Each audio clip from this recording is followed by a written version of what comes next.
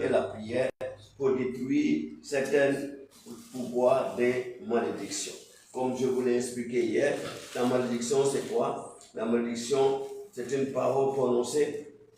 Par exemple, il y en a qui ne savent pas. Je vais te le montrer maintenant dans le livre de Rois. Alléluia. 2 Rois chapitre 6. Tu vas voir ici la malédiction que le prophète Élisée avait donnée sur, alléluia, chapitre 5, pardon, 2 Rois chapitre 5, sur son serviteur, alléluia, Géasi. Amen. Regardez. 2 Rois chapitre 5, suivez bien. Ici, c'était quand Naaman, alléluia, le général Naaman était venu se faire guérir par l'homme de Dieu de Samarie, au prophète Élisée. Il a donné un cadeau, il a donné beaucoup de cadeaux au prophète, et le prophète a dit non, il ne prend pas. Et Naaman est reparti avec tous ses cadeaux. Quand Naaman est parti, on a dit le serviteur d'Élisée, Géasi, il est parti derrière, il a couru derrière pour aller rattraper l'homme de Dieu et demander certains de ces cadeaux-là. Alléluia, avec beaucoup de mensonges. Tu vois ça? Donc, c'est une erreur. C'est pourquoi je vous dis, la malédiction, ça peut être une erreur que quelqu'un a commise dans la famille. Et maintenant, c'est à travers cette erreur-là qu'il y aura des destructions, toutes dans une famille et dans beaucoup de générations. Alléluia. Et si la génération reste ignorante, l'ennemi va toujours extendre les générations. Donc, comme je vous l'ai montré hier. Maintenant, regardez ici. Après que Géasi est parti récupérer des cadeaux au niveau du général Naaman, il revient vers son maître. On dit,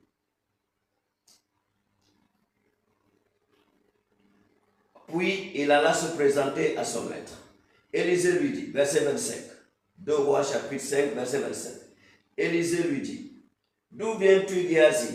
Il répondit, ton serviteur n'était allé ni d'un côté ni de l'autre. Mensonge. Mais Élisée lui dit, mon esprit n'était pas absent lorsque cet homme a quitté son char pour venir à ta rencontre. Est-ce le temps de prendre de l'argent ou de prendre des vêtements, puis des oliviers, des vignes, des brebis, des bœufs, des serviteurs et des servantes?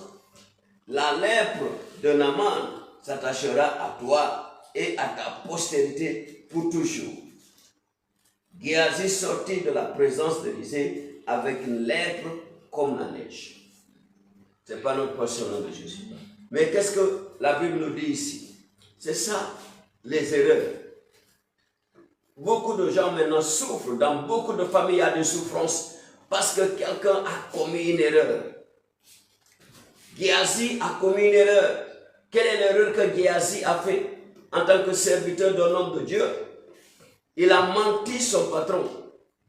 Alléluia. Il a menti son patron.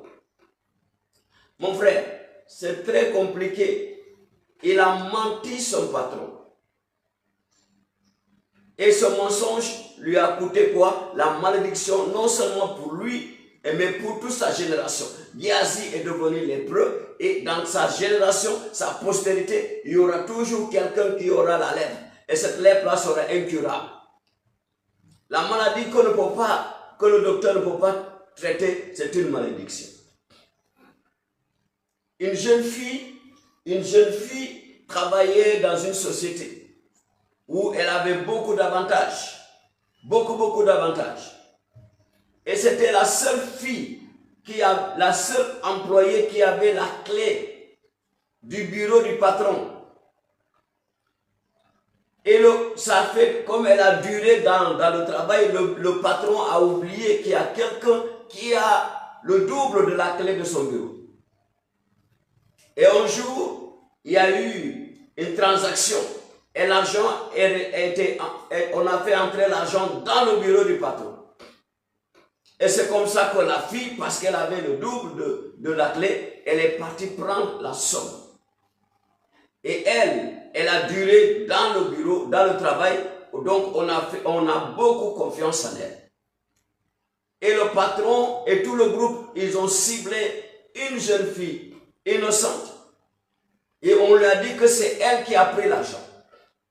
On l'a renvoyé du travail et on l'a exigé à ses parents de rembourser ces 2 millions. Ses parents ont vendu tout ce qu'ils avaient pour rembourser l'argent qu'elle n'a pas commise. Et qu'est-ce qui s'est passé? Ses parents ont donné la malédiction que la personne qui a volé l'argent, alléluia, son sang va couler jusqu'à sa mort. C'est-à-dire, elle va perdre du sang jusqu'à sa mort. Alléluia. Jusqu'à sa mort, son sang va couler. Les démons vont sucer son sang jusqu'à sa mort. C'est comme ça que cette femme, après quelques années, elle a attrapé une maladie incurable. Elle est partie partout. Partout chez les hommes de Dieu, dans toutes les églises, chez les féticheurs, les marabouts. Personne ne peut régler ça. Partout où elle part, on lui dit, tu as fait quelque chose. Tant que ce n'est pas réglé, tu ne peux pas être guéri. Et chaque jour, elle devient mince. Chaque jour, elle devient mince. Chaque jour, elle devient mince. Chaque jour, elle devient mince. Chaque jour, elle devient mince. Elle perd du sang. Les démons suçaient son sang. C'est comme ça que les démons allaient sucer son sang jusqu'à sa mort. Parce que elle a commis une erreur. Et elle a refusé d'aller confesser, de se dévoiler. Elle a reçu une malédiction parce que on a accusé quelqu'un à sa place. Quelqu'un a remboursé des millions, et cette personne a perdu son travail. Donc, elle est entrée dans une église prophétique.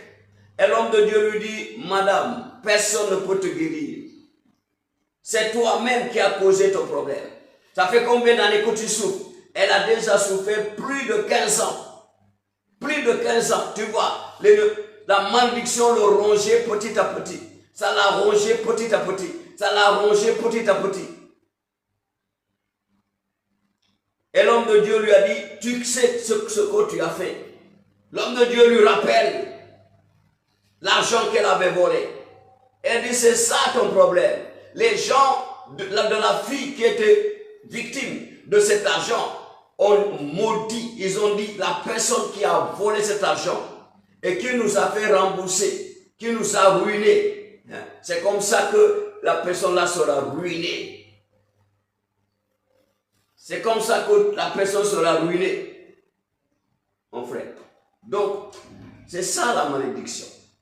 Donc, quand les démons de malédiction ont vu ces paroles, ils l'ont utilisé pour ronger la fille. Ils ont rongé le corps de la fille. Sa santé était irréparable. Et l'homme de Dieu lui a dit ce jour-là, va te dénoncer dans la famille. Si tu ne veux pas mourir, va te dénoncer. Va te dénoncer. Si tu ne veux pas mourir, si tu ne te dénonces pas, personne ne peut te régler ça. Parce que c'est toi qui as mis ta main là-bas. Qu'est-ce que tu as fait? Et aujourd'hui, tu es en train de subir des conséquences négatives. Qu'est-ce que tu as fait? Et aujourd'hui, tu es en train de souffrir dans ton corps. Tu es en train de souffrir dans ta vie, dans ton mariage, dans tes affaires. Je vous ai raconté l'histoire, alléluia, d'une jeune femme qui devait se marier. Le premier homme est venu. Alléluia. Ils ont commencé à imprimer les cartes d'invitation pour le mariage. Le jeune homme revient un jour, il dit non, il ne veut plus. Alors que les cartes d'invitation étaient déjà imprimées. Après 2 ans, elle a eu un autre fiancé. Un autre homme est venu. Quand l'homme a décidé de la marier, le jour où il devait venir pour payer la dot, sa voiture a fait accident, il est mort. 2 ans après, un autre homme est venu. Alléluia. Un autre homme est venu. Cet homme a tout fait. Alléluia. Cet homme a tout fait. Quand ils ont commencé à préparer toutes les affaires pour le mariage, on leur a conseillé d'aller voir leur groupe sanguin. Quand ils sont partis voir leur groupe sanguin, le docteur a dit, leur groupe sanguin ne marche pas ensemble. Sinon, ils auront des enfants malades. Le mariage est arrêté. Elle n'a pas fini là. Le quatrième homme est venu. Le quatrième homme, il a foncé. Il a foncé. Alléluia. Il a pris la femme à l'église. Ils ont fait tout. La cérémonie du mariage. Le moment où le prêtre a demandé, si tu connais quelque chose sur ce mariage, parle ou tu te tais à jamais. Une femme est sortie avec 3 enfants. Elle dit, ce monsieur qui est à l'hôtel, c'est mon mari. Le mariage est annulé. Et on n'a pas divorcé. Le mariage est annulé. La femme a dit, la jeune dame a dit, si c'est comme ça, je reste comme ça toute ma vie. Quand elle est allée à l'église, le Saint-Esprit a parlé. L'Esprit de Dieu a révélé, mademoiselle, écoute bien. Tu as eu beaucoup de problèmes de déception de mariage, oui. Est-ce que tu connais qui est la faute? Tu as accusé ton oncle, il est ceci, il est cela. Ton oncle n'est rien. Mais c'est le problème, c'est ton père, c'est ta mère et ton père. Et l'homme de Dieu lui dit, mademoiselle, écoute bien. Ta mère n'est pas la femme de ton père. Ton père s'était déjà engagé avec une autre femme. Il a déjà fait les fiançailles. Et pour marier cette femme-là. Et ta mère est venue de nulle part. Elle est partie voir le féticheur. Et c'est comme ça qu'elle a arraché ton père pour la marier. Alors que ton père avait déjà fait les fiançailles avec une autre femme. Et la femme qui était déçue a dit, si c'est comme ça, l'enfant qui va sortir, la fille qui va sortir de ce mariage sera toujours déçue comme moi. Elle sera toujours déçue comme moi sur le mariage. Et la jeune dame a pleuré amèrement. Il dit, va dire à ta mère, c'est ça, c'est elle qui est, elle connaît ça, ta mère connaît ce qu'elle a fait. Ton père connaît bien comment il a déçu sa première fiancée. Alléluia. Donc, mon frère, ma soeur, il n'y a rien d'autre que la malédiction n'est rien d'autre. Alléluia. La malédiction n'est rien d'autre qu'une erreur. Devient un fardeau pour ronger la famille. Un fardeau pour ronger des générations. Je vais te donner la stratégie de guerre. Et Dieu a donné la stratégie de guerre à Josué. Comment combattre et traverser Jéricho. Alléluia. Alors, la Bible a dit au verset 20. La Bible a dit, le peuple poussa des cris et les sacrificateurs sonnaient de trompettes. Lorsque le peuple entendit le son de la trompette, il poussa de grands cris et la muraille s'écroula. Le peuple monta dans la ville, chacun devant soi, et s'emparèrent de la ville. Ils dévouèrent par interdit au fil de l'épée tout ce qui était dans la ville, hommes et femmes, enfants et vieillards, jusqu'aux brebis et aux ânes. Alléluia. Maintenant, regardez verset 26. Verset 26 dit, ce fut alors que Josué jura en disant, maudit soit devant l'Éternel l'homme qui se lèvera pour rebâtir cette ville de Jéricho. Il en jettera les fondements au prix de son premier-né et il en posera les portes au prix de son plus jeune fils. L'Éternel fut avec Josué, dont la renommée se répandit dans tout le pays. Maintenant, regardez. Josué a maudit Jéricho. Et il a maudit à l'homme qui va dire il est capable de rebâtir le mur que Dieu a détruit à Jéricho. Mais la Bible nous dit ici, alléluia, la Bible nous dit ici, dans le livre de 2 Rois chapitre 16, alléluia, dans 2 Rois chapitre 16, au verset, alléluia. Rikoko bakakoribo bakakoribo. Rikoko bakakoribo. Donc la Bible nous parle ici d'un homme appelé Yen. Alléluia. D'un homme appelé Yen. Dans le livre de 2 Rois. Alléluia. Dans le livre de 2 Rois, la Bible nous parle d'un homme appelé Yen. On a dit cet homme Hiel. Alléluia. Au temps du roi Akab. Au temps du roi Akab. Alléluia. Donc, au temps du roi Akab, l'homme qu'on appelle Hiel a rebâti le mur de Jéricho. Des siècles et des siècles après la malédiction qui a été donnée par Josué. Donc, Hiel a rebâti le mur de Jéricho. Et la Bible nous dit, il a fait les fondements. Quand il a fait les fondements du mur, son fils aîné était mort, qu'on appelle Abiram. Et quand il a fini, il a posé les portes, alléluia, du mur, son dernier fils, qui s'appelle Ségou, est mort. C'est clair. Ségou est mort. Alléluia. Ségou est mort, Abiram est mort. Les deux fils, l'aîné et le dernier. Alléluia. Parce que un homme avait décrété, celui qui va bâtir ce mur, voilà ce qui va l'arriver.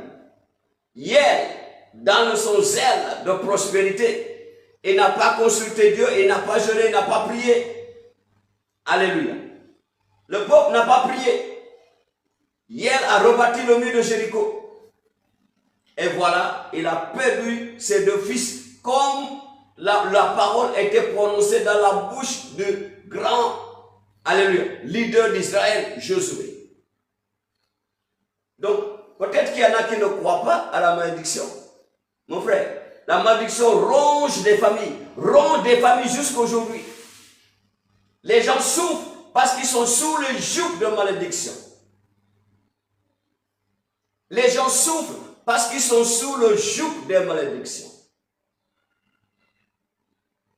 Hiel a perdu comme ça ses deux enfants, des innocents. Qu'est-ce qu'ils ont fait pour mourir? Parce que leur père voulait avoir la gloire. Il n'a pas consulté Dieu. Alléluia. Il n'a pas consulté Dieu. Alléluia. Il n'a pas consulté Dieu. Quand tu prends le livre de 2 Rois, alléluia, chapitre 1, chapitre 2 Rois, chapitre 2, les gens de Jéricho, on a dit, ce sont des prophètes, les fils des prophètes, alléluia, les fils des prophètes,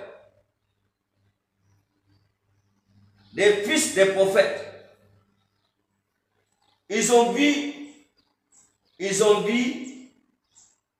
le prophète Élisée. Ils ont vu le prophète Élisée et ils l'ont supplié. Ils l'ont supplié. Je vais vous lire ça. La Bible dit dans 2 Rois chapitre 2, verset 19. Les gens de la ville dirent à Élisée, voici le séjour de la ville est bon, comme le voit mon Seigneur, mais les eaux sont mauvaises et le pays est stérile. Il dit, apporte-moi un plat neuf et mettez-y du sel. Et ils le lui apportèrent. Il alla vers la source des eaux et il y jeta du sel et dit, ainsi parle l'Éternel, j'assainis ces eaux, il n'en proviendra plus ni mort ni stérilité. Et les eaux furent assainies jusqu'à ce jour, selon la parole qu'Élisée avait prononcée. Qu'est-ce que nous voulons dire par là? Nous voulons dire par là que il y a un autre pouvoir qui peut détruire la malédiction. On a vu le jeûne et la prière, mais il y a un autre pouvoir qui peut détruire la malédiction. L'autorité spirituelle. L'autorité spirituelle. Josué avait maudit la ville de Jéricho. Dans la prière, les prophètes de Jéricho, ils ont fait appel au grand prophète Élisée, qui a reçu une double portion du prophète Élie. Double portion d'onction du prophète Élie. Ils lui ont dit, la ville est bonne. Le séjour dans cette ville, c'est bon. Il y a tout. Mais il y a de la mort dans l'eau. Il y a de la stérilité dans l'eau. Il y a des maladies dans l'eau. Parce que Jéricho était maudit. Ils ont fait appel dans leur prière. Ils ont imploré Dieu de leur envoyer un sauveur, quelqu'un qui va les aider à briser cette malédiction. Hiel n'a pas fait ça. Hiel s'est levé et il a bâti le mur de Jéricho. Et la malédiction s'était produite parce que c'était comme ça que ça devait se passer. Alléluia. Mais ici, la Bible nous dit que les prophètes, les fils des prophètes, ils ont fait appel au grand prophète Élisée. Et Élisée a réglé le problème. Il a dit, apportez-moi du sel. Il est parti jusqu'à la source de l'eau. Il a versé le sel. Et il a décrété, il a déclaré, il n'y aura plus ni mort, ni stérilité, ni maladie qui va sortir de cette eau. Et on a dit, l'eau fut assainie. Alléluia. Donc, il y a autorité sur autorité. Il y a autorité sur autorité. Alléluia. Il y a autorité. Quand nous avons vu l'histoire de Rouben, qui est Rouben?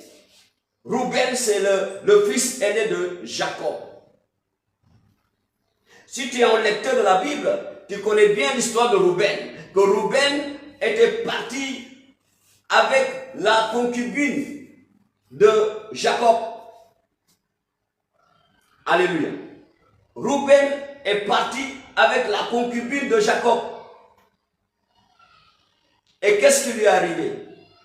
Quand Jacob devait mourir, Jacob a déclaré, il a dit, Rouben ne sera pas nombreux. Cela veut dire quoi? Que son fils aîné, non seulement il a perdu le droit d'aînesse, mais encore, son père le maudit et dit que lui, dans sa génération, ils ne seront pas nombreux. La tribu de Rouben ne sera pas nombreux. Ils vont toujours mourir jeunes. Ils vont toujours mourir jeunes. Alléluia. Ils vont toujours mourir jeunes. Il n'y aura pas de prospérité dans la famille de Rouben. Jusqu'au moment où Moïse est venu, le grand Moïse, le prophète de Dieu. Quand Moïse est venu, il a béni les 12 tribus d'Israël, tribu par tribu. Commençant par la tribu de Rouben l'aîné, il a dit que Rouben vit et ne meurt plus. Alléluia. Que Rouben vit et ne meurt plus. Qu'est-ce qui s'est passé? La Bible nous dit que Rouben, la tribu de Rouben commençait à se développer, à prospérer. Ils étaient tellement prospères jusqu'à ils ne pouvaient plus traverser le Jourdain. Alléluia. Ils ne pouvaient pas traverser le Jourdain. Moïse leur a dit, vous allez rester ici. Alléluia. Chez les Amoréens, la terre des Amoréens sur les plaines. Parce que Rouben avait beaucoup, la tribu de Rouben avait beaucoup de troupeaux. Ils étaient riches et ils étaient nombreux. Alléluia. Parce que la malédiction était détruite par une autorité supérieure. Juste récemment, une jeune fille est venue prier à l'église. Et l'homme de Dieu lui dit, Madame, arrête de prier pour ton frère.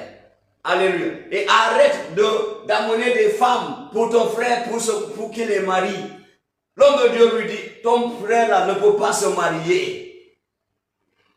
Ton frère ne peut pas se marier. Ton frère ne peut pas se marier. Il ne peut pas avoir une femme normale. Il faut arrêter d'amener des filles pour dire, oh, marie mon frère, marie mon frère. Non. Dieu va te frapper si tu continues. Et l'homme de Dieu dit à la femme, tu sais pourquoi je te le dis? Il dit non. Il dit, ok, je vais ouvrir tes yeux, tu vas voir. Tu sais, dans la Bible, le prophète Élisée a fait une prière. Il a dit, Seigneur, ouvre ses yeux et qu'il voie. Il a prié pour son serviteur. Et son serviteur a vu des chevaux et des chars de feu autour d'Élisée. Donc, tu peux ouvrir les yeux de quelqu'un pour voir. Par autorité. Donc, l'homme de Dieu a ouvert les yeux de cette jeune dame. Et la jeune dame a vu. Elle a vu quelque chose d'extraordinaire. Elle a vu son frère en train de monter sur la femme. Alléluia. La femme de son père. Oui, sur le lit de son père. Son frère a déshonoré le lit de son père. Elle a crié scandale. Elle a dit non, c'est pas possible. Jamais je pouvais imaginer ça. Et l'homme de Dieu lui dit, c'est pourquoi ton frère ne peut pas se marier. S'il doit se marier, ça sera une femme vraiment très très mince et petite. Mince et petite. Mais elle ne pourra pas marier une femme normale. Ou si tu la forces à marier, ça sera une femme sorcière que l'ennemi va amener pour le finir. À cause de ce qu'il a fait. Et l'homme de Dieu a parlé à la fille, il dit, c'est ça qui a fait que ton père est mort de tension.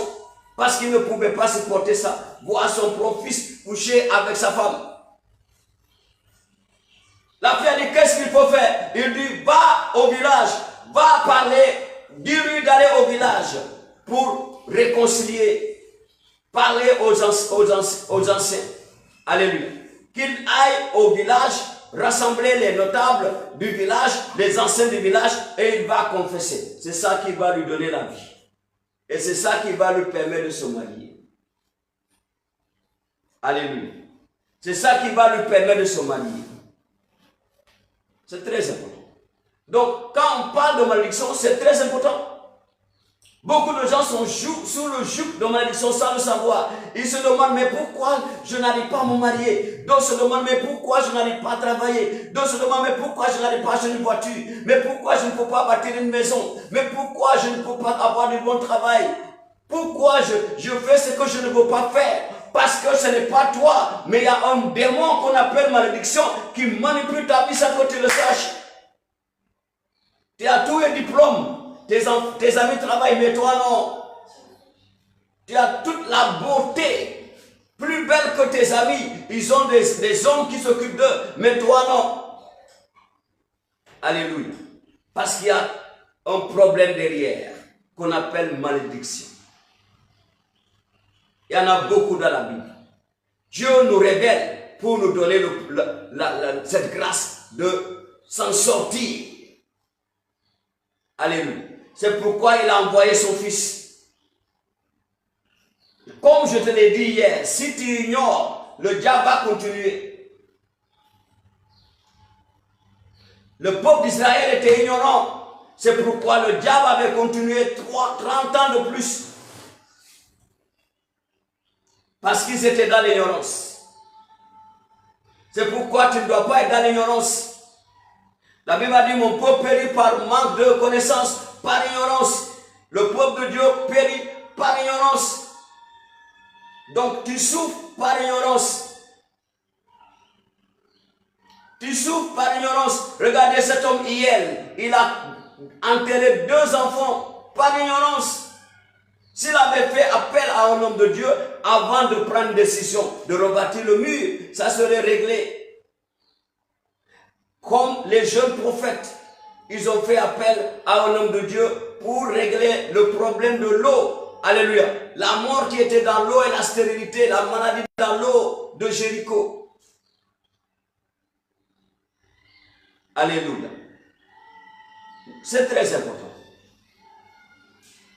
Il faut faire appel. il faut faire appel. Il faut faire appel.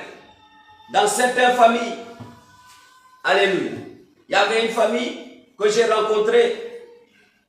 Le grand-père était seul, fils unique. Alléluia. Le père était fils unique.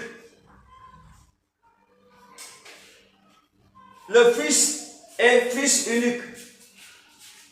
Maintenant, le fils a eu un fils unique. Dieu merci. Il a connu Jésus. Et un jour, l'Éternel me dit, organise délivrance de famille. Quand nous avons organisé la délivrance familiale sur les malédictions, aujourd'hui, il en a 4. Aujourd'hui, il en a 4. C'est très important. Quel est le problème que toi, tu as noté dans ta famille? Qu'est-ce qui arrive dans ta famille? Quelle maladie? Il y a dans certaines familles, ce sont des maladies. La maladie qui a tué le grand-père et tous les grands-pères, les oncles, le père et ses oncles, ou les tantes, et toutes les tantes et la mère. C'est la même maladie qui finit la famille. Une personne par une personne, une par une. Ce n'est pas des maladies, c'est des malédictions. Le docteur ne peut pas régler ça. Il va te dire seulement c'est héréditaire. Et il est consolé, il te console. Il tombe malade jusqu'à ce qu'il soit hospitalisé avant de se rétablir.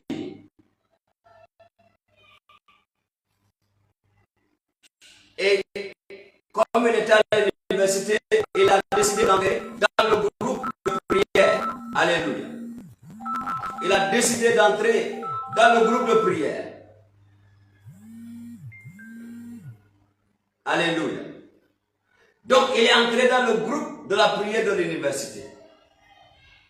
Et c'est là où Dieu a révélé à l'homme de Dieu le cas de ce garçon. Pourquoi quand il mange du riz, il doit être hospitalisé à l'hôpital?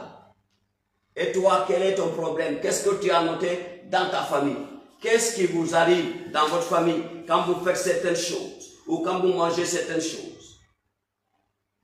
Donc, et l'homme de Dieu lui a donné la révélation que Dieu a donnée. Il dit, jeune homme, ton grand-père avait volé un vélo à une vieille personne. Au temps où le vélo avait la valeur d'une Mercedes. Il a vu un vélo d'une vieille personne qui était sa seule propriété. Il a pris le vélo, il a vendu pour payer les collages à ton père et à ses frères et sœurs. Et la vieille personne, le propriétaire du vélo, a donné cette malédiction. Il a dit, celui qui a volé mon vélo là, il ne pourra pas manger du riz toute sa vie, lui et toute sa génération. Il dit, va demander dans ta famille. Parce que le jeune homme a confirmé que c'est la vérité. À chaque fois quand il mange du riz, c'est la maladie jusqu'à être hospitalisé. Heureusement, dans ce pays-là, le riz n'est pas le repas de base. On peut manger le riz par fête, Noël, Pâques, etc. Alléluia. C'est là où ils mangent le riz. Ce n'était pas le repas de base. Ou dans les grandes cérémonies, on fait du riz. Dans les célébrations, on fait du riz. On cuisine le riz. Donc, quand le garçon a appris cette histoire, il est parti, il s'est renseigné dans sa famille, on lui a dit c'est la vérité, on a appris l'histoire. Donc, qu'est-ce qu'il faut faire? Le pasteur dit, il faut aller acheter un vélo et aller chercher cette famille-là. Même si c'est vos grands-parents qui ont fait ça, alléluia. Allez le négocier, remettez-leur un vélo neuf. Ils sont partis, ils ont fait ça. Et qu'est-ce qui s'est passé? Alléluia. Ils ont été guéris. Viens vers Jésus et ton cas sera révélé. Le problème qui ronge ta famille sera exposé. Et ça va être exterminé par le sang de Jésus. Parce que la Bible nous a dit, comme je vous l'ai dit depuis hier, dans le livre Galates chapitre 3, alléluia, Galates chapitre 3, verset 13, il est écrit ici, alléluia, il est écrit, Christ nous a rachetés de la malédiction de la loi, étant devenu malédiction pour nous, car il est écrit, maudit est quiconque est pendu au bois. Mon frère, ce n'est pas en lisant ça que tu es délivré. Ce n'est pas en utilisant ça pour prier que tu es délivré. Il y a ce que je t'appelle quoi? Ce que j'ai bien mentionné ici, autorité. Il y a autorité et autorité. Il y a une autorité qui vous a maudit. Il y a une autorité qui peut enlever ça. Ce n'est pas toi qui peux enlever ça. Ce n'est pas tes prières qui peuvent enlever ça. Mais il y a autorité qui peut briser ça. Alléluia. Tu vas chercher une autorité supérieure. Alléluia. Quand le prêtre Élie de Shiloh, le prêtre Élie, ses enfants faisaient de n'importe quoi à Shiloh, dans les sacrifices. Élie les a appelés, il leur a dit, mes enfants, ce que vous faites, ce n'est pas bon. Si quelqu'un pêche contre un homme, Dieu peut l'aider. Mais si tu pêches contre Dieu, qui peut t'aider? Donc c'est pour te dire, il y a autorité sur autorité. Donc cherche un homme de Dieu qui peut t'aider. Au moins de Dieu qui peut t'aider. Au moins de Dieu. Ne dis pas, ah, je vais prier, ça va aller. Non. Il y a des manières. Je vais t'expliquer ça. Dans le livre de Genèse chapitre 15. Alléluia. Dans Genèse chapitre 15, écoute bien cette histoire. Alléluia. Dans Genèse chapitre 15, je t'ai lu ça hier. Abraham et Dieu ont fait alliance. Et dans cette alliance, Dieu a dit quelque chose à Abraham. Dieu dit, Abraham, sache que tes descendants seront étrangers dans un pays qui ne sera point à eux. Ils y seront asservis, c'est-à-dire ils seront des esclaves là-bas. Et on les opprimera pendant 400 ans. Pendant 400 ans. Dieu a maudit la descendance d'Abraham. Avant de revenir pour prendre la terre promise, Canaan, ils doivent d'abord être des esclaves. 4 générations doivent servir sur une terre étrangère. Et c'était où? C'était en Égypte. C'était en Égypte. C'est pourquoi Israël était en Égypte. Israël a bâti les pyramides d'Égypte. Parce qu'ils étaient des esclaves des Égyptiens. Alléluia. Alléluia. Ils avaient le travail forcé. On les frappait, on les tuait à tout moment parce qu'ils doivent travailler. Et comment Israël est sorti d'Égypte? Tu vas voir ça dans Exode. Alléluia. Dans Exode, chapitre 12. Alléluia. Dans Exode, chapitre 12, c'est là où les yeux de l'Éternel étaient ouverts pour aider Moïse et Aaron à faire sortir le peuple. Alléluia. Parce que Dieu savait que c'est par l'alliance que le peuple d'Israël était parti en captivité. Parce que Dieu avait dit à Abraham, amène une génisse de 3 ans, un bélier de 3 ans, une chèvre de 3 ans, touterelle et pigeon. Et ils ont fait l'alliance, il a tué ces animaux, il a fait le tas de Dieu et le tas d'Abraham. Et ils ont fait l'alliance avec ces clauses. Et après cela, Dieu a dit, tu auras une descendance, mais cette descendance, avant de venir occuper cette terre, elle doit d'abord aller en servitude, en esclavage. Esclavage. Pour 4 générations, 400 ans. Et c'est comme ça qu'Israël s'est retrouvé en Égypte. Nous connaissons toute l'histoire. Maintenant, comment faire pour revenir? Quand il devait revenir, qu'est-ce qui s'est passé? Alléluia. Dans Genèse chapitre 12, qu'est-ce qui s'est passé? Regardez ici cette belle histoire. Alléluia. Regardez, l'Éternel dit à Moïse et à Aaron, dans le pays d'Égypte, Ce mois-ci sera pour vous le premier des mois. Il sera pour vous le premier des mois de l'année. Parlez à toute l'assemblée d'Israël et dites, le 10e jour de ce mois, on prendra un agneau pour chaque famille. Un agneau pour chaque famille. Un agneau pour chaque maison. Si la maison est trop peu nombreuse, pour un agneau, on le prendra avec son plus proche voisin. Selon le nombre de personnes, vous compterez pour cet agneau, d'après ce que chacun peut manger. Ça sera un agneau sans défaut, mâle, âgé d'un an. Vous pourrez prendre un agneau ou un chevreau.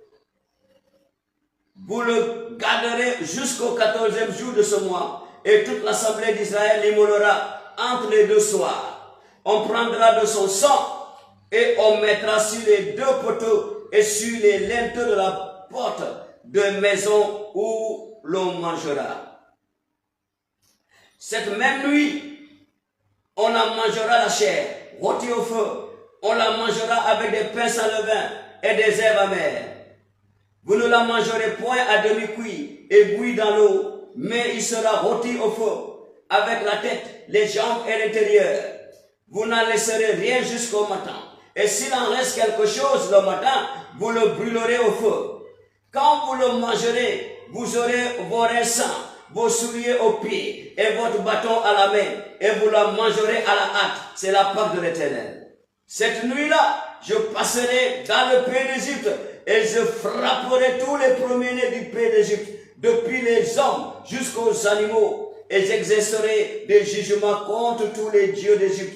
Je suis l'Éternel. Le sang vous servira de signe sur les maisons où vous serez. Je verrai le sang et je passerai par-dessus vous, et il n'y aura point de plaie qui vous détruise quand je frapperai le pays d'Égypte.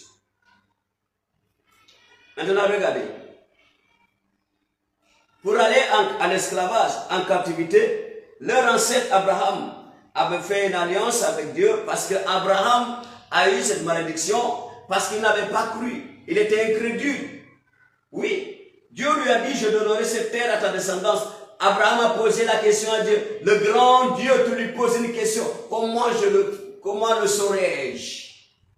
Le grand Dieu te dit, mon enfant, tes prières sont exaucées. Tu vas lui dire, comment je saurai que mes prières sont exaucées? Non, on ne pose pas de questions à Dieu, mon frère. Si tu regardes bien dans la Bible, il y a peu de questions. Et les questions qui sont là-bas, c'est Dieu qui les pose et il les répond lui-même. Ce n'est pas un homme qui va lui poser des questions et il répond. Non, les questions dans la Bible, c'est Dieu qui se les pose et il les répond lui-même. Donc Abraham a dit à Dieu, comment saurais-je? Et Dieu lui dit, on va faire alliance, on va faire un pari. Celui qui gagne, voilà ce qu'il va avoir. Celui qui ne gagne pas, voilà ce qu'il va avoir. Donc, comme Abraham n'a pas gagné ici, parce que Dieu était sûr que sa descendance, qu'Abraham aura un enfant avec Sarah, et que son enfant aura des enfants, ils seront nombreux, et ils viendront posséder cette terre, la terre promise, parce que c'est Dieu qui a parlé, c'est pas un homme qui a parlé.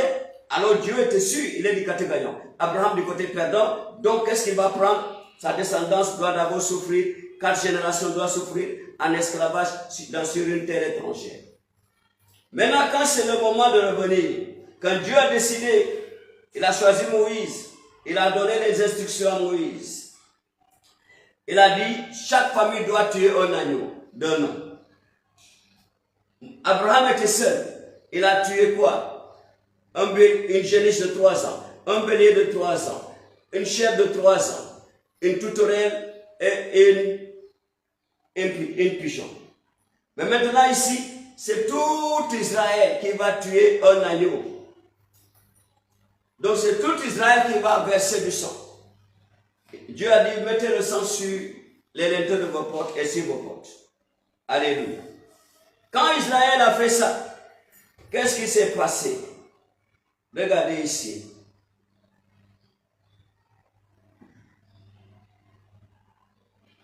Je lis chapitre 12, verset 28. Et les enfants d'Israël s'en allèrent et firent ce que l'Éternel avait ordonné à Moïse et Aaron. Ils firent ainsi. Au milieu de la nuit, l'Éternel frappa tous les premiers-nés dans le pays d'Égypte.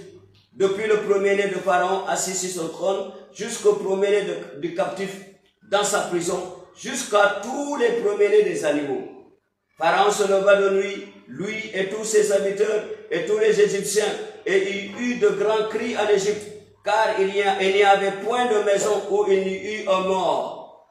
Dans la nuit même, Pharaon appela Moïse et Aaron, il leur dit, levez-vous, sortez du milieu de nous, de mon peuple, vous et les enfants d'Israël. Allez servir l'Éternel, comme vous l'avez dit. Prenez vos brebis, vos bœufs, comme vous l'avez dit. Allez et bénissez-moi. Les Égyptiens pressaient le peuple et avaient hâte de le renvoyer du pays, car ils disaient, nous périrons tous. Le peuple emporta sa patte avant qu'elle fût levée. Ils enveloppaient les pétrins dans leurs vêtements et les mirent sur leurs épaules. Les enfants d'Israël firent ce que Moïse avait dit, et ils demandèrent aux Égyptiens des vases d'argent, des vases d'or et des vêtements. L'Éternel fit trouver grâce au peuple aux yeux des Égyptiens, qui s'en rendirent à leur demande, et ils dépouillèrent les Égyptiens. Alléluia. Tout ça c'était dit avec Abraham. Dieu a dit à Abraham, ils en sortiront dans ce pays-là avec de grands biens. Donc avant qu'Israël sorte de cette malédiction, alléluia, avant qu'ils sortent d'Égypte, ils ont dépouillé les Égyptiens, ils ont pris leur or, leur argent, ils ont tout pris, ils sont sortis avec leurs beaux vêtements. Parce que c'était comme ça dans les clauses de la malédiction. C'est ça que Dieu a dit à Abraham. Il a dit, ils vont souffrir, mais quand ils vont sortir, ils ne sortiront pas les mêmes vies. C'était comme ça. Donc, comment s'en sortir de la malédiction? C'est comme ça que le peuple d'Israël est sorti. Alléluia. C'est comme ça que le peuple d'Israël est sorti. Leur ancêtre a versé du sang. Eux aussi devaient verser du sang pour s'en sortir. Je ne t'ai pas dit d'aller verser du sang. Non, on ne le fait plus maintenant. Alléluia. On ne le fait plus maintenant. Alléluia. Mais ton offrande, c'est ça le sang que tu as versé. Alléluia. Ton offrande pour régler ça. Ton sacrifice. Ton offrande sacrificielle. C'est ça que tu vas utiliser pour régler le problème. Alléluia. Donc, pour régler le problème de la malédiction qui a frappé le peuple hébraïque de 4 générations, il fallait qu'il tue un agneau par famille. Quand ils ont fait ça, l'Éternel a agi. On a dit la même nuit, Dieu a frappé Pharaon, tous les premiers-nés, alléluia, d'Égypte, et même les animaux. Et c'est comme ça que Pharaon a dit, quittez chez nous. Donc voilà une autre manière de sortir de la malédiction. Alléluia. Donc on ne peut pas sortir de la malédiction comme ça parce que, oh, j'ai prié, j'ai entendu la parole de Dieu, j'ai prié, je suis libéré. Non. Il y a des démarches que tu dois faire et Dieu va t'aider au nom de Jésus. Alléluia. C'est très important. Nous allons nous lever pour remercier le Seigneur. Nous sommes à la fin de notre programme. Tu vas prier maintenant. Mon frère, ma soeur, mais avant que nous prions, tu as écouté le message et tu veux donner ta vie à Jésus. Parce que c'est seulement ceux qui sont en Christ qui pourront être libérés des malédictions. Tu n'es pas en Christ, tu es encore sur la servitude du diable. Tu es encore sur la main du diable. C'est pourquoi je veux, mon frère, ma soeur, que tu te répandes, renonce Satan et tous ses œuvres, et toi aussi, tu pourras être sauvé, tu pourras être délivré de la malédiction. Alléluia. Fais cette prière avec moi. Tu vas dire, Seigneur Jésus, je reconnais que je suis pécheur. Pardonne-moi de tous mes péchés. À partir d'aujourd'hui, je renonce à Satan et tous ses agents. Et je t'accepte, Seigneur Jésus, comme mon seul Seigneur Sauveur personnel. Viens posséder ma vie, mon esprit et mon âme. Au nom de Jésus-Christ. Amen. Père, tes enfants t'ont accepté aujourd'hui comme étant le seul Seigneur Sauveur personnel. Enlève le nom dans la liste de Satan. Écris le nom dans le livre de vie. Et à partir de maintenant, quand ils vont invoquer ton nom Jésus, réponds à leur prière. Au nom de Jésus-Christ. Amen. Mon frère, ma soeur, le Seigneur se réjouisse parce que toi, tu as donné ta vie à Jésus. Que ton nom le nom de Dieu soit loué. Appelle ou envoie des messages, nous allons faire te suivre. Nous sommes dans Instagram, nous sommes dans Thread, nous sommes dans TikTok, nous sommes aussi dans YouTube. Alléluia, nous sommes dans Facebook et Dieu va te bénir. Que Dieu te bénisse. Alléluia. Tu vas prier maintenant. Tu vas dire, Seigneur Jésus, partout où nous avons péché contre toi, nos ancêtres ont péché contre toi, aie pitié de nous. Fils de David, Jésus de Nazareth, aie pitié de nous. Oh Jésus, aie pitié de nous. Au nom de Jésus, nous avons prié. Tu vas dire, Seigneur, expose ce mal qui ronge ma famille. Expose ce mal qui ronge ma famille. Oui, ce mal qui ne permet pas à ma famille d'être là où elle devait être. Oh Seigneur, expose ce mal. Ce mal qui ne me permet pas d'être là où je dois être. Seigneur, expose ce mal. Expose ce mal aujourd'hui. Et aide-moi à m'en sortir. Aide-moi à m'en sortir, papa. Aide-moi à m'en sortir. Prie, prie, prie, prie. Demande à Dieu de t'aider à t'en sortir. Tu vas t'en sortir. Tu vas t'en sortir. Au nom de Jésus-Christ, nous avons prié. Amen. Merci Seigneur.